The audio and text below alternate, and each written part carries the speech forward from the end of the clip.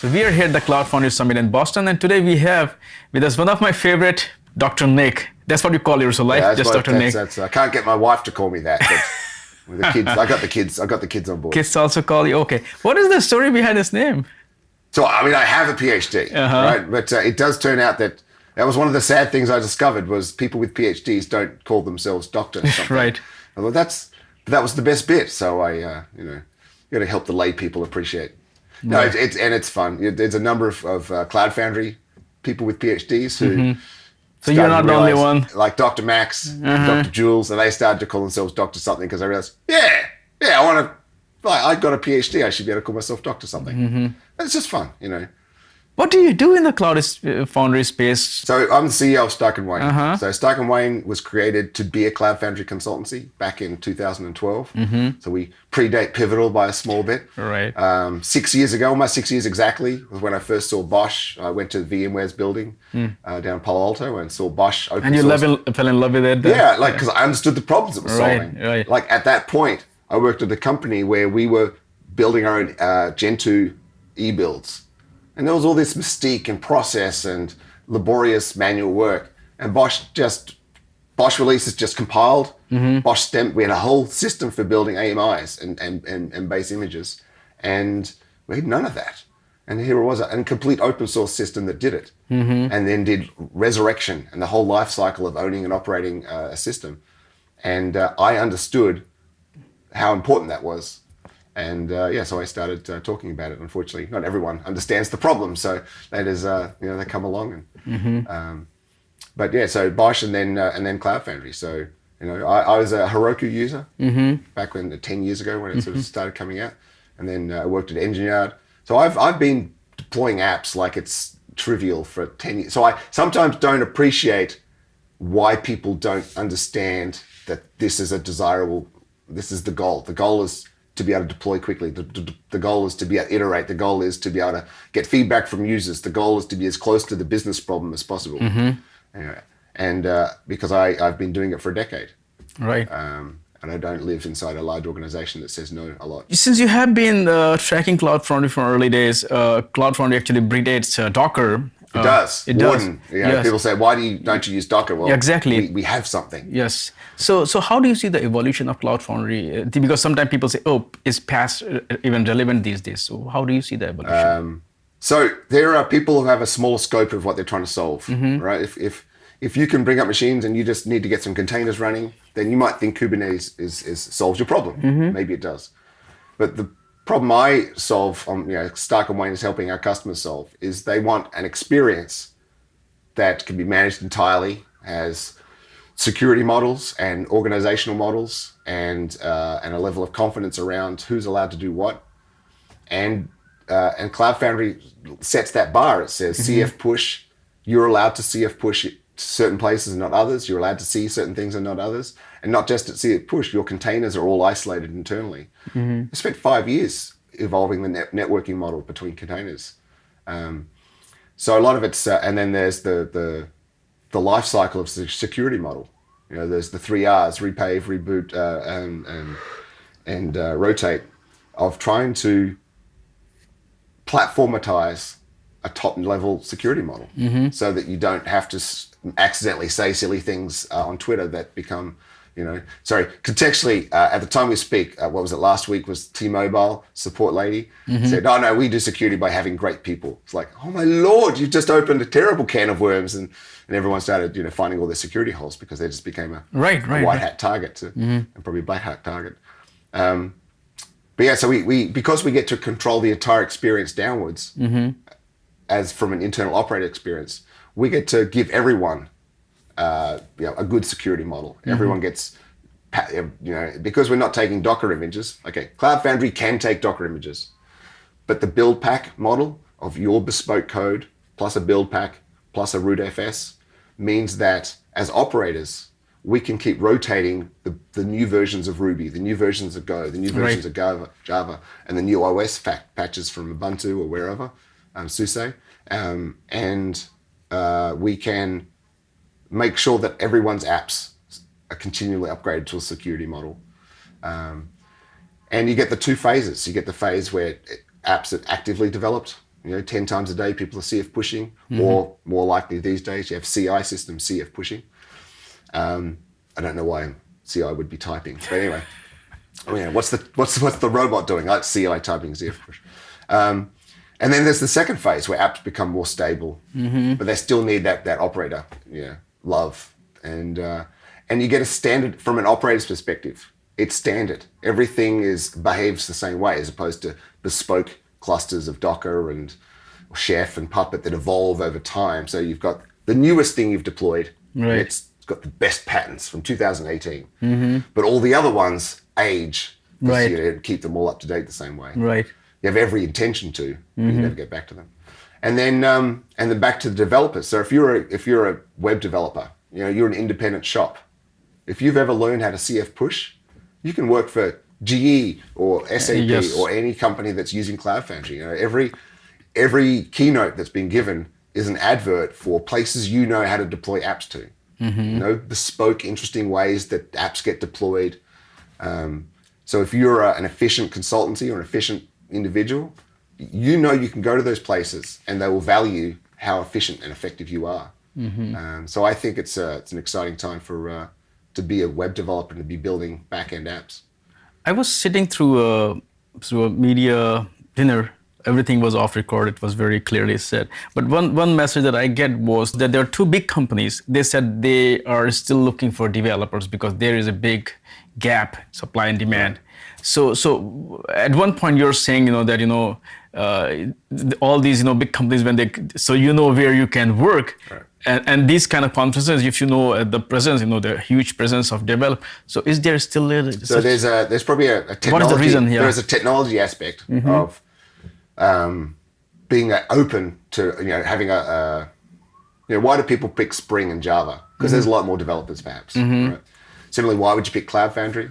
Because it anyone can learn to use it. That's a good point. Yeah. But really, there is the other part, which is your procurement. And hiring. Do you force people to have to come to your town to work on site? Or do you have a remote working situation that actually works for your organization? Do you pay people promptly? Right. Like some companies start with 120-day billing for consultants. Like, that's just rude. Right. And so if you don't respect people, they don't want to work for you. So there is still always the human aspect of hiring and retaining people that you want to work with. Since you talked about company, what is the story behind the name Stark? Is it Tony Stark and Bruce Wayne, or what? It is. So it's because I saw the cartoon. Yeah, the cartoon. The T-shirt is way too obvious. For 5 years, we've all the motifs and all the associations have been vague, and it's more of a fun game for people to come up and go, is that Tony Stark and Bruce Wayne? I thought it was. So I've thoroughly enjoyed. So this T-shirt's probably a little too obvious for that. But yeah, so the back when it was just me, 5.5 years ago, I knew I didn't want it to be just me.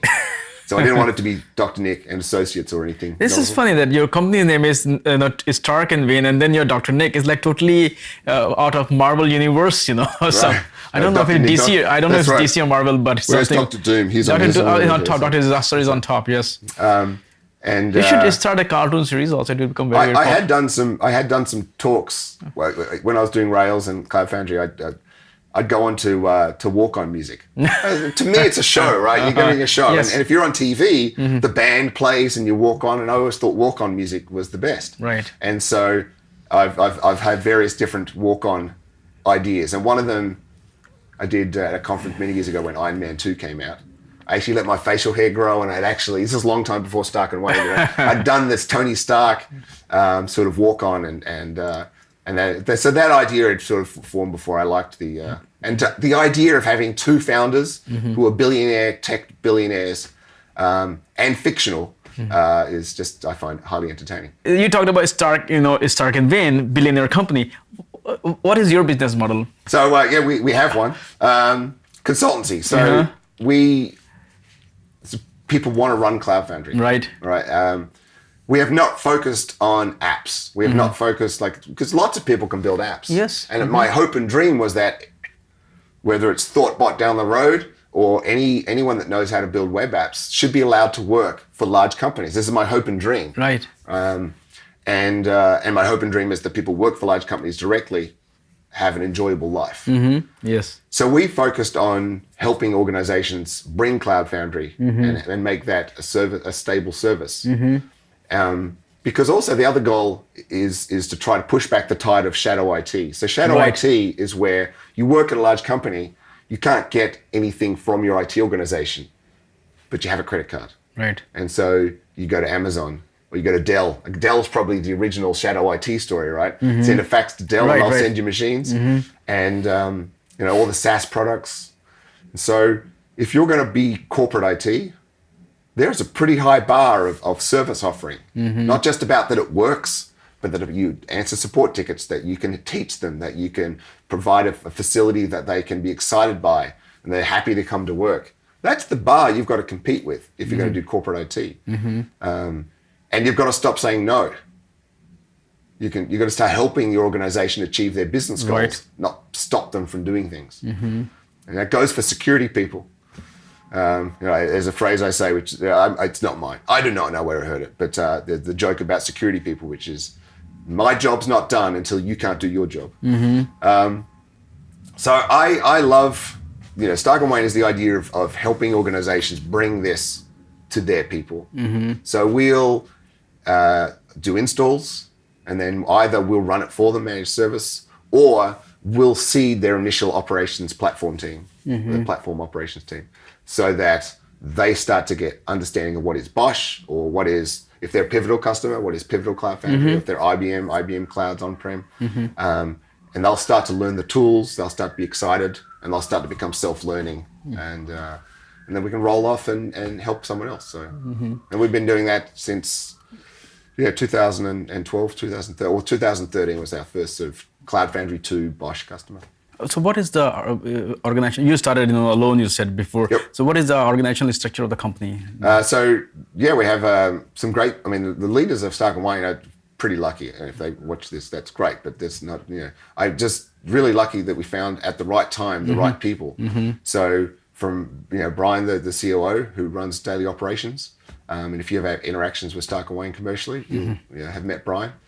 To Wayne, the CTO, and the rest of the delivery organization. We're becoming a pretty good consultancy in terms of becoming, consultants who either work remotely or have to go and do the song and dance and live in front of the customer. That is part of the trick, because we started as a technology focused. We like finding out how this works and then making it work for others. Stark and Wayne has had to transition from being techie people to more and more being consultants delivering a professional service. And that's, you are more or less like a neutral body. It doesn't really matter what distribution people are using, right? It doesn't really matter whether you... Any success of a platform, right? If there was another platform like Cloud Foundry, I'd look at supporting it. Right. It's 2018 as we record this, and there is still nothing that provides that experience of, as a platform team, providing experience to your developer users and your ability to own and operate it with small groups. You watch user story after user story, as tedious as the user stories can be to watch. One of the things you hear over and over again is the scale at which they operate. Team of four operators supporting 1,000 developers, seven operators, 10,000 developers and 100,000 apps, things like that. It's that sort of scale is what's, I think, super important about Cloud Foundry. So on that keynote, one of the users, they said when they asked about the challenge, one big challenge was that he said there are only kind of two. The vendor thing. So look, so what is your? My origin is I saw Bosch on April 11, 2012, and I just invited myself into the VMware offices the next 2 days of the week, and so I got to meet the VMware people. Mark Lukowski and James Waters and everyone else that was in that group.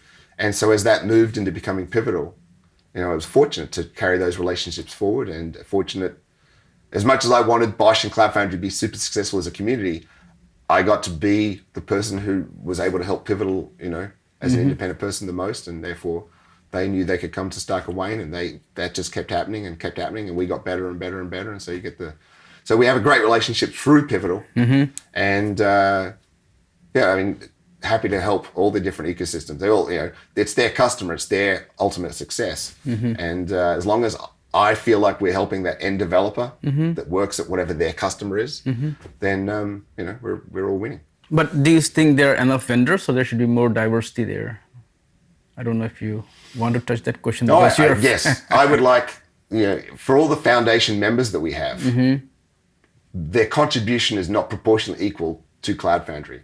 Like, so Pivotal puts in hundreds of millions of dollars into Cloud Foundry every year. Yes. So do I want it to be more equal? Yes, and I want the other people to contribute more. Instead of just saying, all right, we'll take Cloud Foundry and try to sell it. Right. We as a 30-person organization, an engineering organization, obviously smaller than that, our contribution to direct to Cloud Foundry and to the royalty thing must be one of the highest per capita in our organization. But Pivotal's contribution is the most important. Yeah, it is. So sometimes people actually look at Cloud Foundry as Pivotal's, but it's open. They do a good job of trying to get people's attention to that. Yeah, their IPO is on the same day as CF Summit. Right. All the Pivotal people just left to go to New York. Exactly, and at the same time, it's open source, so meritocracy works. If you want to influence a project, put in more effort, and that's how it works. Well, one of the things, this is one of the. In the early days, I had some clashes as Pivotal sort of took over from VMware, because to me it was an open source project, but to them it's a product that is open source, and that eventually I learned that, and I got to understand that, and so it's driven as a product company that is both open source, and they've learned to be open. So one of the great things about this as a product, if you buy Microsoft Windows, you have no visibility into how they make Windows. Right. I pick that as like the ultimate proprietary software, right? Even though I think it's been hacked and people can see it. But whereas if you get into the Cloud Foundry business and use it and pay for it, whether you pay Pivotal or not, pay anyone, I can walk you through how it's made. Exactly. I can introduce you to the PMs that own it and operate it, each of the parts. I can tell you the history of who's moved around so that you can get a better feel for why it gets built the way it gets built. The way that Pivotal pairs, right? So they rotate stuff, they'll have anchors. So there is some engineering leadership continuity, but a lot of the people that work on each project do move from project to project, which facilitates sharing of ideas, populating, so good ideas got populated faster. And they've, over time, 2013 was a bit weak, but 2014 onwards, they've gotten really good at bringing in pull requests. Even though their head's down on the task at hand, they still have a way of being interrupted to bring in pull requests to work with. Because if you're a person submitting a pull request, you're probably not full-time. Right. That means I live in Australia half the year, right? I sort of work here, visit, I'm in America now, but I'm go back to Australia. And so my pull requests are like a gift when you come to work in the morning. Like, oh, great, Nick's paying attention to my project this week, and as opposed to being in the same time zone iterating. And I'm not alone, that's just my example. Right. But I think they do a great job of that process of bringing in work. But it is pretty transparent about how they build things.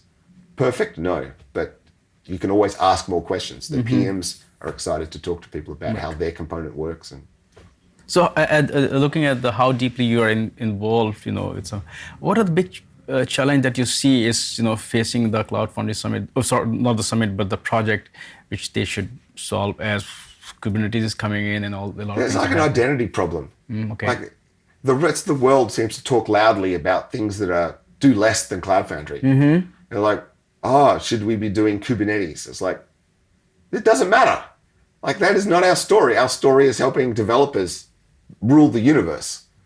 Why are we worried about whether it's Docker or, 4 years ago it was like, oh, should we be doing Docker? 2 years ago, it's like, the last 2 years it's should we be doing Kubernetes?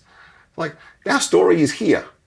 Let's stop worrying about, bring ideas in. Sure, Etsy and Envoy and things like that, Etsy and Envoy.